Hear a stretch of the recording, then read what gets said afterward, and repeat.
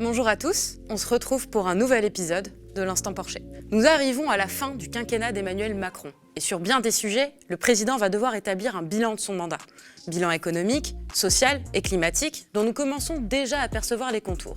Sur la question du climat, Emmanuel Macron a récemment reconnu des erreurs, notamment sur la question de la taxe carbone, qui avait été la goutte de trop pour les ménages et qui avait engendré le début de la crise des Gilets jaunes.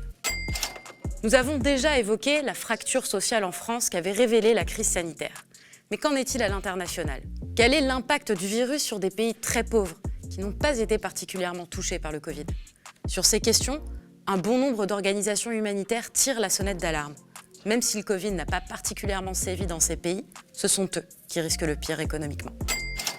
La question de l'alliance est toujours très vivace dans la constellation des partis à gauche. Vous n'êtes pas sans savoir que les représentants de ces partis se sont réunis, il y a un peu plus d'une semaine, au 68 quai de la Seine à Paris, en vue d'un rassemblement qui réunissait, entre autres pour l'occasion, Olivier Faure, Éric Coquerel, Yann Brossat, Anne Hidalgo, Pierre Lacaze, Mathieu Orphelin ou encore Raphaël Glucksmann. On décrypte avec Thomas Porcher.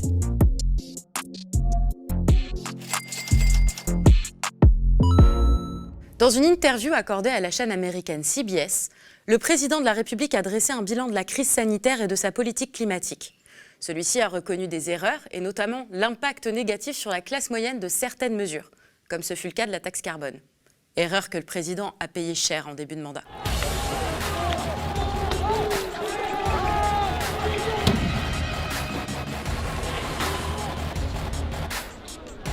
C'est la guillotine pour M. Macron. La guillotine.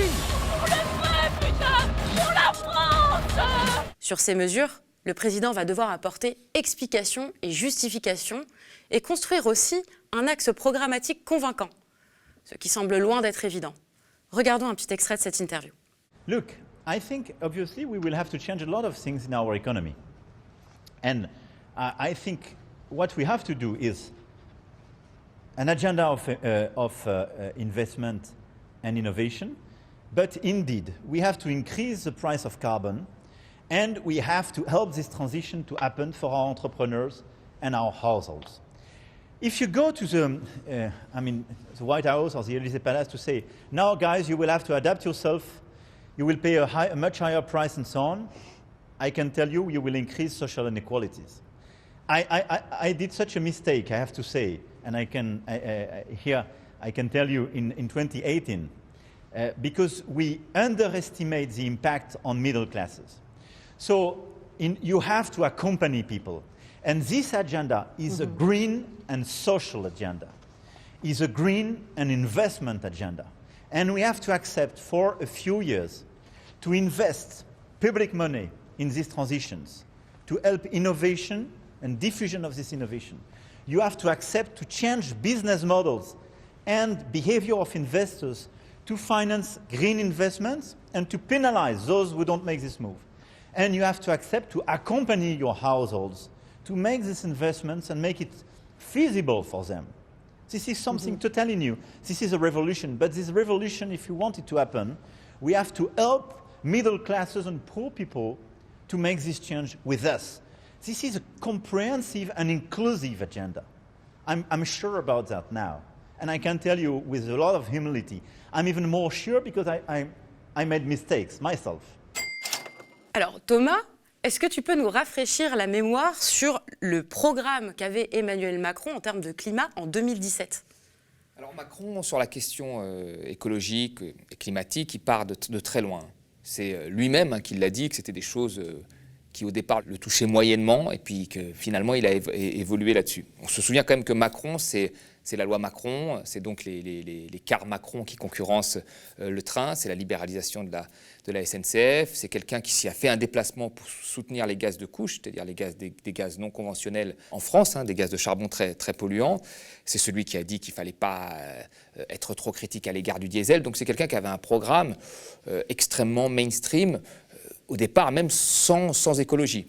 Puis est venue la présidentielle, avec un certain nombre d'écologistes qui l'ont rejoint, Corinne Lepage, Mathieu Orphelin, Daniel Cohn-Bendit, qu'on retrouve aujourd'hui dans les réunions d'Alliance des gauches, dont on parlera après, et qui ont verdi sur les rebords le programme de Macron.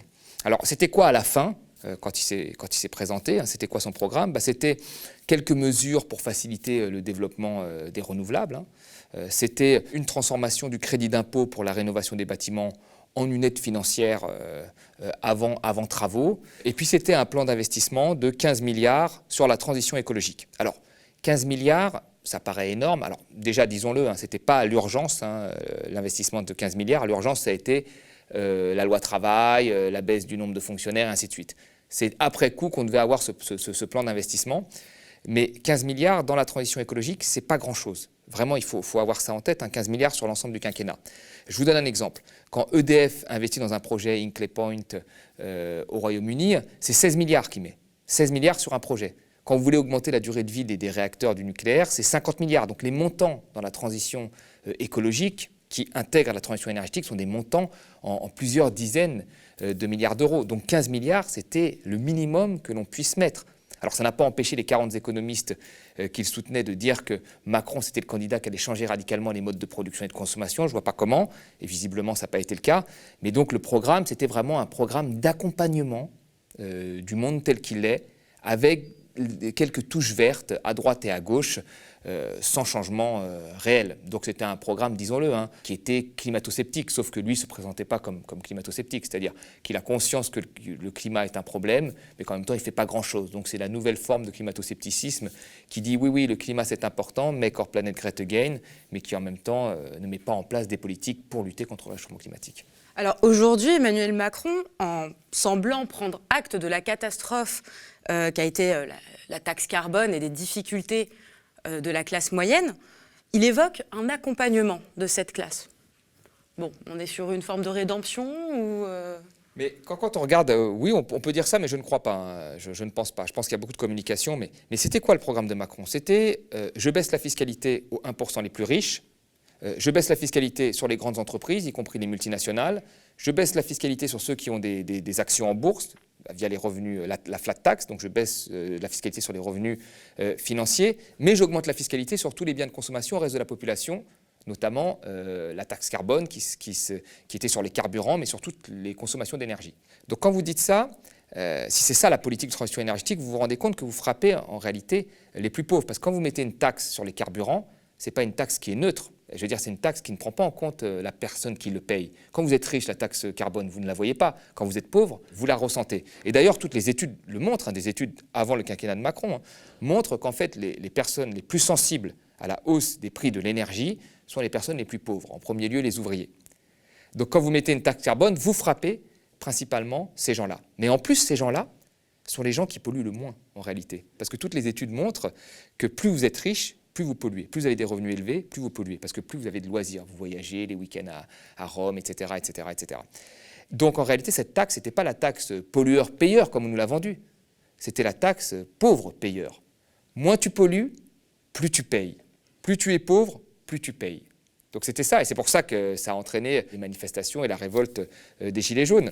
Donc non, je pense que Macron, le jour où il voudra vraiment lutter contre le réchauffement climatique, il ira taxer ceux qui ont une empreinte carbone forte, à savoir les 1% les plus riches, mais là il baissait la fiscalité, et les multinationales. Or là, il n'a jamais été question de faire ça. D'ailleurs, Macron, dans un déplacement, je m'en souviendrai toujours, 3-4 mois après avoir été élu président, il s'est déplacé, il a dit voilà, qu'il voulait baisser les normes environnementales sur la construction de bâtiments, et les normes aussi sur le handicap. Et il disait voilà, moi je suis pragmatique, il faut baisser ces normes pour que la production puisse repartir.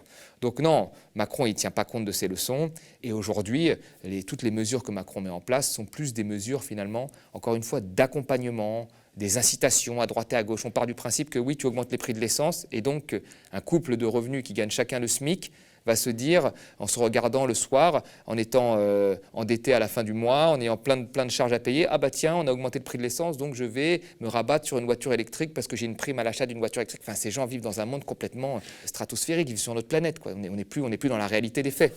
Et donc, quand vous augmentez la part de la taxe sur les carburants, qu'est-ce que vous faites? Vous transformez une taxe pour le climat en une taxe punitive. Parce que quand on vit en dehors de Paris, le taux d'utilisation de la voiture pour aller travailler, c'est 85%. Quand vous vivez à Paris, c'est 14%, parce que vous avez des transports, là vous pouvez prendre le vélo, etc.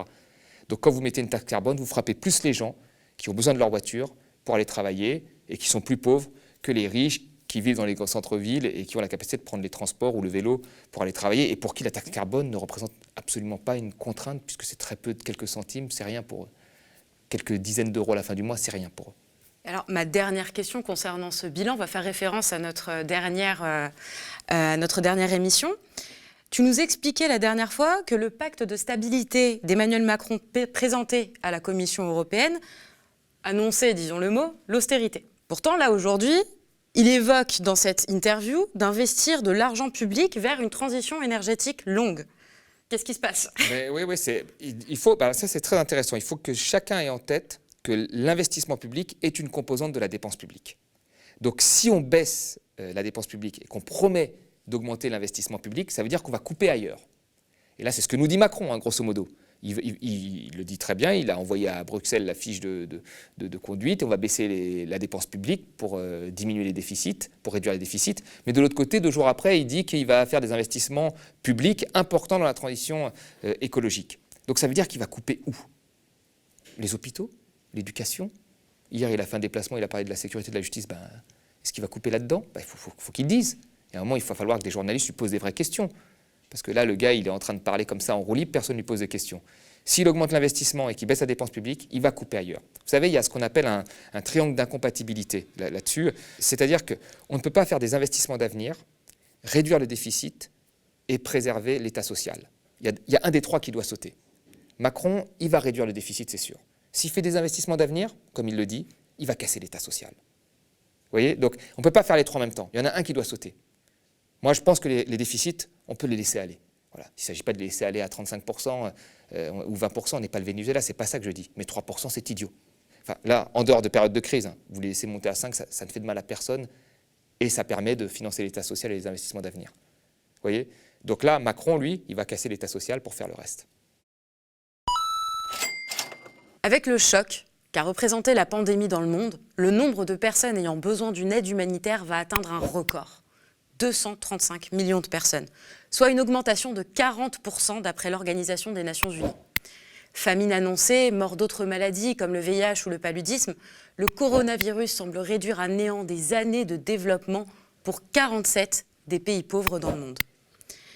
Alors Thomas, aujourd'hui, il y a un paradoxe concernant ces États très pauvres. Beaucoup d'entre eux se trouvent sur le continent africain, un continent qui a été relativement épargné par la pandémie, mais qui n'est malheureusement pas d'un point de vue économique. Et c'est dans ces pays qu'il y a un vrai risque de grande pauvreté. Qu'est-ce qui s'est passé ? Comment est-ce qu'on explique ça ? En fait, ces pays se sont développés sur un modèle qu'on appelle un modèle extraverti. C'est-à-dire qui a souvent été imposé déjà par un certain nombre d'intellectuels dans les grandes organisations internationales, type Banque mondiale et d'autres, mais aussi imposé par le FMI. Parce que vous savez, nous, par exemple, notre économie a besoin de faire des prêts. Hein. Nous faisons des prêts tous les jours, mais comme nous avons une belle signature, tout le monde veut nous prêter de l'argent. Or, ces pays-là, peu de gens veulent leur prêter de l'argent, donc ils se retournent vers le FMI, et le FMI, quand il prête de l'argent, il impose un programme de réforme structurelle. Et ce programme, en fait, c'est quoi ? C'est se concentrer, se spécialiser sur l'export, se spécialiser déjà, donc spécialiser, et dans l'exportation de biens. Donc souvent, des pays africains se spécialisent dans le pétrole, dans les matières premières, le cacao, etc. Or, toutes ces matières premières, leur prix est déterminé sur les marchés financiers internationaux. Donc, vous prenez un exemple, un pays comme le Congo. Le Congo...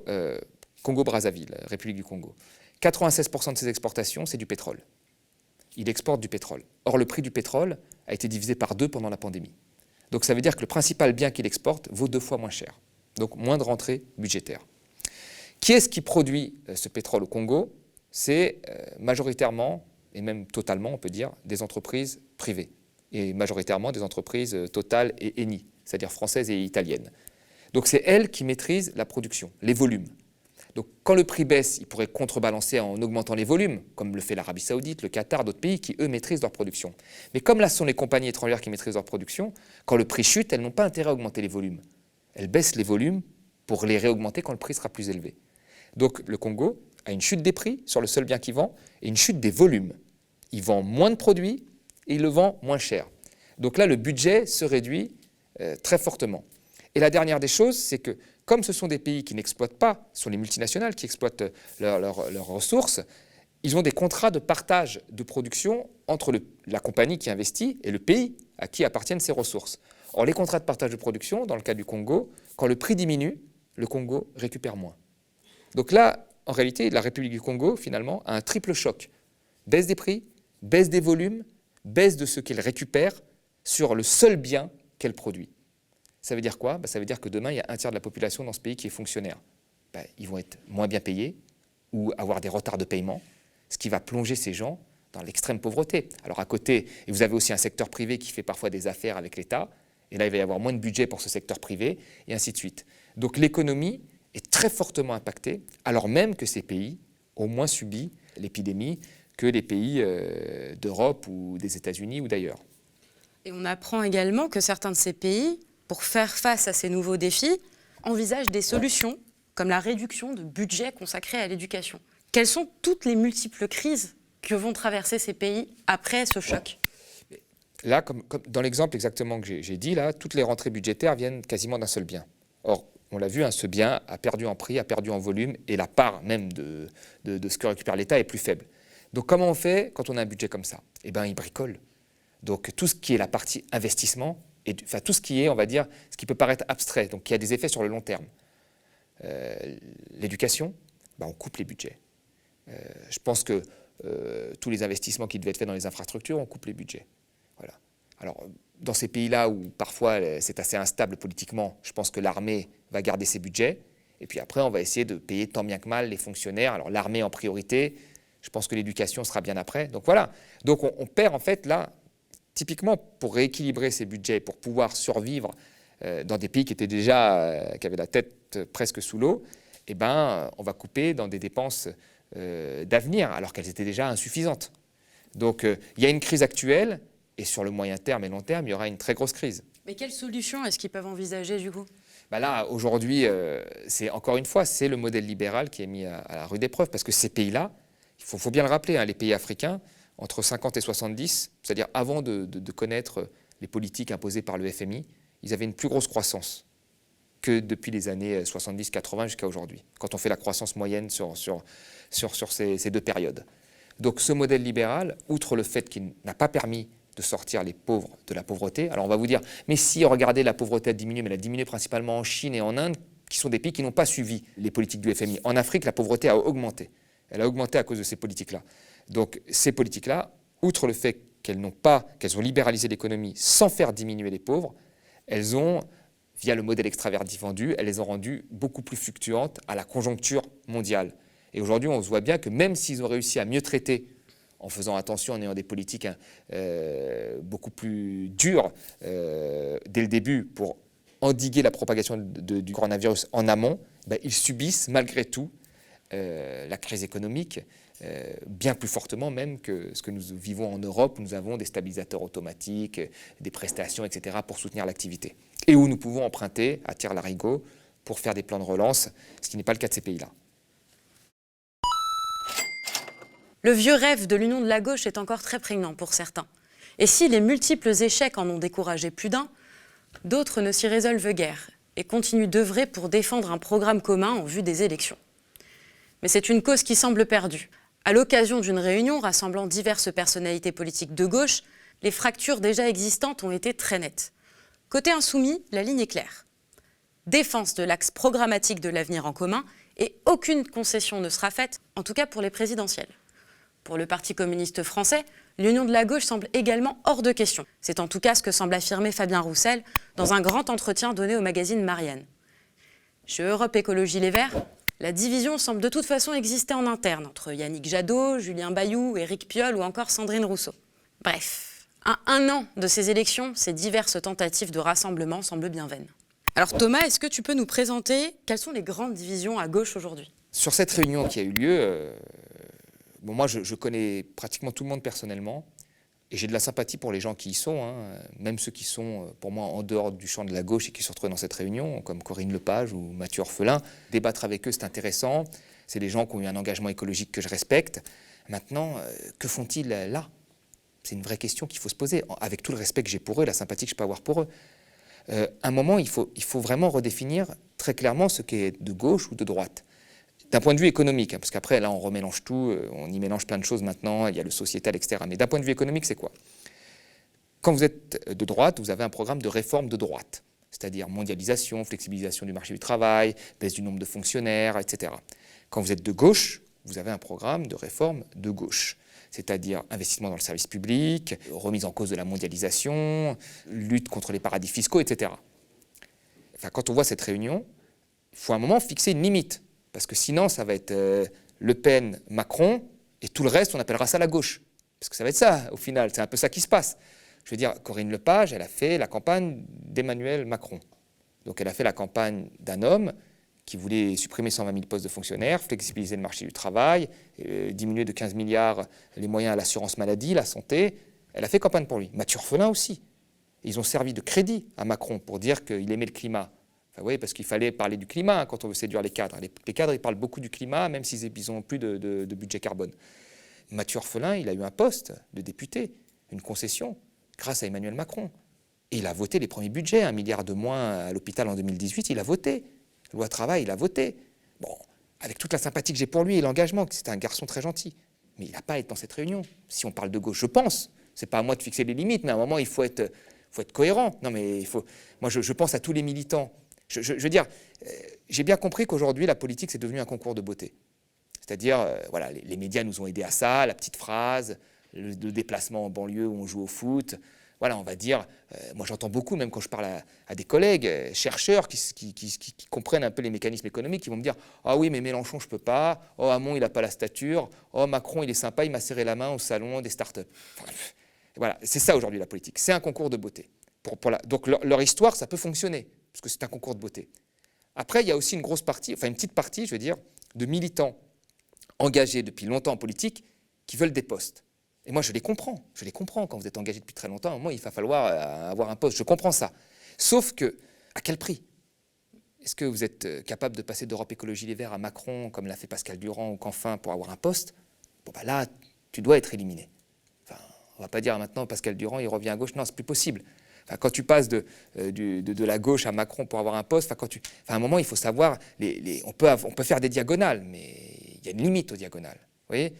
Et puis après, il reste, moi, la dernière partie, des vrais militants. Ceux qui croient, en fait, qui s'en foutent du concours de beauté, qui s'en foutent des postes, mais qui croient à un programme, au fond, à la politique. Ceux qu'on voit sur les stands, là, dans les manifs, là, en plein courant d'air, qui ont écrit des petits livrets sur la loi travail et qui vous les donnent quand vous passez. Ces gens-là. Mais là, quand ils doivent voir ça, moi, je me mets à leur place.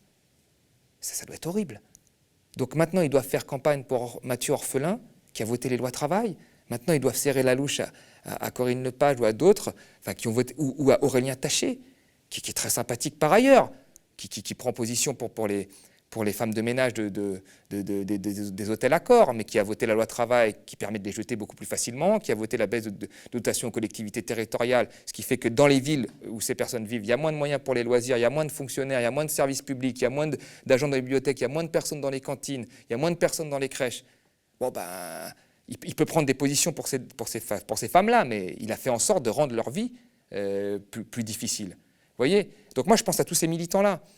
Et je me dis, à un moment, il va falloir fixer quand même une limite à ce qu'on appelle l'alliance des gauches. Bien sûr qu'il y a une gauche plurielle. Mais la gauche plurielle, elle doit être dans le cadre des réformes que j'ai appelées de gauche, là. Bien sûr qu'il y a des gens qui veulent mettre beaucoup moins d'argent dans le service public que d'autres. Alors on va dire, peut-être certains veulent en mettre 40, d'autres veulent en mettre 100 milliards. Bon, bah voilà. Mais on est dans le même camp. Mais quelqu'un qui a dit, oui, la politique de l'offre, c'est bien, il faut faire le CICE, il faut voter la loi travail, ben, il ne peut plus être de gauche, même s'il est au PS. C'est plus quelqu'un de gauche. Quelqu'un qui a fait la campagne de Macron, c'est plus quelqu'un de gauche. Il faut savoir les éjecter à un moment. Il faut que les différences, enfin cette gauche plurielle, si elle existe, hein, il faut que les différences soient minimes. Alors Europe Écologie Les Verts, ils sont bien sûr, Génération, les frondeurs, mais bien sûr, la France Insoumise, d'autres. Mais il faut à un moment recadrer ça, sinon ça part dans tous les sens, moi je pense. Et les militants de base qui croient à la politique réellement, qui n'ont pas envie de poste, et pour qui ce n'est pas un concours de beauté, je pense que ça doit leur faire du mal. Et c'est eux qui ont porté souvent les mouvements. Parce que c'est eux qui se lèvent à 6 h du mat pour aller tracter sur un marché, etc. Donc voilà, moi je vois ça, je me demande où ça va. Et du coup, on voit que sur la question des personnes, la question de l'union, elle semble impossible. Et de toute façon, c'est une question qui ne semble pas du tout prendre. Mais si on se mettait à divaguer, sur quelle question sur quel axe programmatique est-ce que cette union elle pourrait se faire aujourd'hui, aussi difficile soit-elle? Mais quand on voit là, finalement, parce que là c'est vraiment la gauche de l'Atlantique à l'Oural. Là. On a vraiment, je ne sais même pas s'il y a des gens qui ne sont pas de gauche, enfin, qui se retrouvent là-dedans. Là, je pense que si, allez, comme par magie, ces gens-là venaient à s'entendre, imaginons. Et je vous dis, c'est pour ça que ça pourrait marcher politiquement, parce que les gens lisent pas trop les programmes, visiblement, même des gens intelligents n'avaient pas vu que Macron voulait casser la santé, etc. Bon, bref. Mais on aura, je pense, au final, ce qu'on a eu dans la première année d'Hollande, c'est-à-dire avant Valls. La première année d'Hollande, c'était un programme, un peu de formation, un peu de subvention, beaucoup de sociétal. Et puis voilà, donc c'est un programme qui arrête peut-être les réformes que veut faire Macron, qui sont très dures. Donc c'est peut-être plus désirable, et je suis d'accord avec vous. Mais ce n'est pas un programme qui va relancer, qui va sortir la majorité des Français du désarroi dans lequel ils sont aujourd'hui, économiquement parlant. Je veux dire, le vrai programme qu'il faut mettre en place, c'est un programme où il faut déjà faire de la politique contracyclique. C'est ce que font les États-Unis. Encore une fois, c'est pas le Venezuela dans la tête des gens, c'est ce que font les États-Unis, c'est ce que font les vrais pragmatiques. C'est ce que va faire le Royaume-Uni aussi. C'est qu'il faut oser descendre ce déficit à 15%. Là, on est à 9%, comme les États-Unis, 15% pour soutenir l'activité, et ensuite faire un plan de relance et d'investissement public dans la santé pour qu'on redevienne le meilleur système de santé au monde, comme on était au début des années 2000, ce qui n'est plus le cas avec les politiques qui ont été appliquées depuis 30 ans. Qu'on redevienne le premier producteur de médicaments, comme on était il y a 20 ans, ce qui n'est plus le cas aujourd'hui. Des politiques dans l'éducation, pour que toute la jeunesse puisse avoir un avenir aujourd'hui. Parce qu'aujourd'hui, les dotations par étudiant, que ce soit à l'université ou dans les collèges-lycées, elles diminuent. Elles ont même diminué plus sous Hollande que sous Sarkozy, soit dit en passant. Investir dans la petite enfance et dans la transition écologique. La transition écologique, il faut mettre des dizaines de milliards. Vous savez, je veux dire, la transition écologique, c'est pas faire un parc à vélo, hein. C'est pas interdire un arbre de Noël, c'est pas ça. C'est par exemple la rénovation des bâtiments. La rénovation des bâtiments pour consommer moins d'énergie. Il y a 25 millions d'habitations à rénover en France. 25 millions. Vous voyez, si on en rénove 1 million par an, ça prend 25 ans. Hollande voulait en rénover 500 000. Avec des aides, des crédits d'impôt, on arrive à en rénover 250 000, donc moitié moins. Donc ça veut dire que si on va en rénover 1 million, le reste, si le privé n'y va pas, si les incitations ne sont pas suffisantes pour le consommateur, c'est l'État qui doit y aller via de l'investissement public. Donc ça coûte combien? Ça coûte 20 milliards par an. 20 milliards par an, et vous rénovez en 25 ans toutes les habitations, et là vous êtes au top et vous consommez beaucoup moins d'énergie. D'accord? Donc 20 milliards par an, il va falloir affronter clairement Bruxelles pour mettre en place ce type de politique. Mais elles sont efficaces, elles seront efficaces. On aura des meilleurs moyens pour l'éducation, on aura des meilleurs moyens pour la petite enfance, on aura des meilleurs moyens pour la santé, et on engagera la transition énergétique qui, par exemple, sur la rénovation des bâtiments, crée des emplois non délocalisables, parce que les bâtiments sont ici. Si on y met des critères, on peut même faire des filières d'apprentissage pour créer des emplois en France qui ne soient pas des emplois détachés, et ainsi de suite. Et là, on peut avoir vraiment, on va dire, une dynamique économique qui pourrait à terme réduire les déficits, créer des emplois et de l'activité et lutter contre le réchauffement climatique. Qui dans cette réunion veut parler de ça? Je pense que la moitié, ils s'en foutent. Je pense que l'autre moitié, ça leur fait peur. Donc je pense que si on procède par élimination, il n'en reste pas beaucoup. Or c'est la vraie politique qui nous sortira de la crise et qui réenchantera la majorité des classes populaires en France. Donc là, il va falloir à un moment discuter plutôt que de discuter des alliances pour voir quel poste on peut avoir, quel poste on peut décrocher et gagner pour ne pas savoir quoi faire après et faire comme Hollande, c'est-à-dire faire une politique pire que celle de Sarkozy, mais pire économiquement. Il faudrait peut-être commencer par avoir un programme et puis ensuite faire en sorte que la majorité des populations, malgré leurs différences géographiques, culturelles et sociales, puissent y adhérer. Et après, la victoire sera assurée et on pourra changer la vie des gens. Mais là, je n'ai pas l'impression qu'on commence par le bon côté. C'est la fin de notre émission hebdomadaire. Si elle vous a plu, n'hésitez pas à la partager sur vos différents réseaux sociaux. Pour soutenir l'information indépendante, devenez sociaux du média ou faites un don. Et nous, on vous retrouve la semaine prochaine. Chaque jour, nous mesurons la catastrophe des politiques néolibérales en œuvre depuis près de 40 ans. Austérité, chômage de masse, crise. Les premiers touchés par ces politiques sont les travailleurs, les citoyens, les familles, vous. Pour changer les choses, il est impératif de nous réarmer, de comprendre les outils des puissants. Aux médias, nous voulons donner la parole à ceux que les médias traditionnels ignorent. Économistes hétérodoxes, journalistes, essayistes. C'est avec eux que nous pouvons comprendre le monde d'aujourd'hui et ses failles pour pouvoir construire le monde de demain. Le média change, se transforme et devient une skik. une société coopérative d'intérêt collectif pour nous permettre de continuer ces émissions d'analyse en toute indépendance. Rejoignez la coopérative du média pour que nous puissions ensemble reprendre notre destin en main contre des politiques économiques de pensée unique. Rejoignez la première coopérative audiovisuelle de France.